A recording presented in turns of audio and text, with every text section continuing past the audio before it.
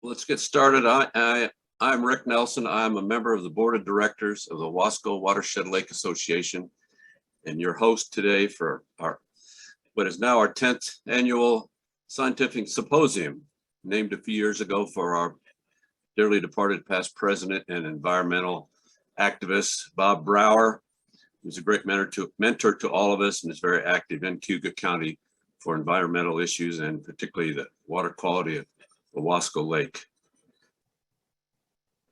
Today, as you well know, we're talking about human factors affecting water quality in Wasco Lake, but they apply to all lakes.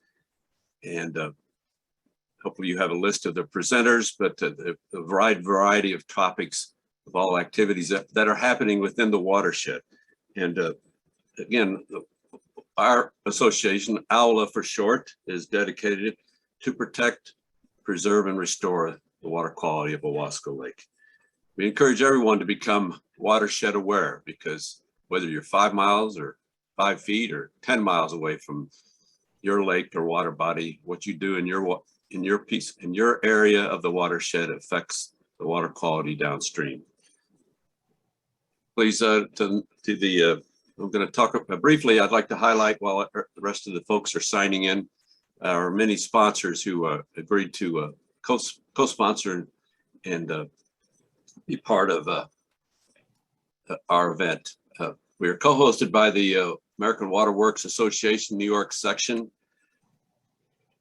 They provide tools and education to their members to manage and protect our most vital and valuable resource, clean and safe water. The other sponsors, we have several here. As you can see, the Cayuga County Water Quality Management Agency. It is a group of county and city officials, as well as the lake associations throughout Cayuga County. And their goal is to advise the Cayuga County legislature on water quality issues and projects.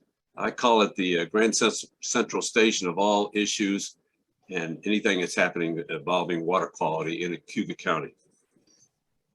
Next over there is Save Owasco Now, is a local group of volunteers who became concerned back when the toxins from harmful algal blooms that I assume most of you are familiar with were showing up in the finished drinking water of our two water purveyors here in the Wasco Lake. So they are also active in recommending that the Wasco Lake be listed on the New York State Department of Environmental Conservation's 303D list as an impaired water body, and they're advocates of a TMDL listing for Wasco Lake, the total maximum daily loading of a nutrient into Wasco Lake. We have you'll see a common thread here about what they're all trying to do. It's all about water quality. The Wasco Lake Watershed Management Council, it is led by a full-time director, Adam Effler. It's represented by, hopefully, and eventually all towns within the watershed. They help to get grants and for water quality projects, and their mission, again, is to protect and restore and coordinate action to do so for the health of the Wasco Lake. Within this management council is our own Wasco Lake Watershed inspection and protection program. We took 2 full-time inspectors who travel around the lake looking for issues and addressing those. To the left there, Skaneateles Lake Association, another partner next door. They promote and protect Skaneateles Lake water quality and look for environmentally sound regional management of their watershed. I had put a plug in that they have many educational webinars on their website, skaneateleslake.org. And they have a landscape design webinar coming up, 4 series of educational online options. The first one is starting on March 23rd, and it's about landscape design for heavy rains, which we're all experiencing, beauty, and butterflies. Please check them out. We'll have a link on our website, awla.org also. Finger Lakes Institute Dr. John Halfman's a longtime instructor and principal there. They're dedicated to the promotion of environmental research and education about all of the Finger Lakes and the surrounding environments. Evident, they are a company out of Australia that we'll learn more about today. One of our presenters is, or two presenters, Dr. John Pickering and Tanea McIntosh. They're involved in Owasco Lake. They did great work with behavioral science, and we'll learn more about that again in during their talk. The coordinator with that is our local rep, Olivia Green, who is the water quality specialist with the Nature Conservancy. Finger Lakes Regional Watershed Alliance, that represents all 11 watershed lake associations or organizations, and their mission is to preserve and protect Finger Lakes water quality.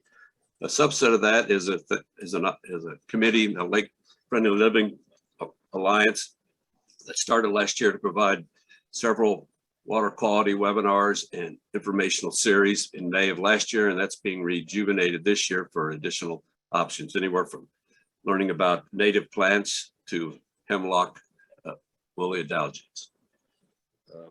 Partners for a Healthy Watershed, founded by an organization representing dairy farmers. They advocate for environmental sustainability and economic feasible nutrient management solutions within our local watershed. Paul Smith College Adirondack Watershed Institute Director Dr. Dan Kelting is our second presenter today, and hopefully he agrees that their mission is to protect clean water, conserve habitat, and support health and well-being of the people in the Adirondack region. Two more. Finger Lakes Museum, you may not be that familiar with. They're located in Branchport, north side of Keuka Lake.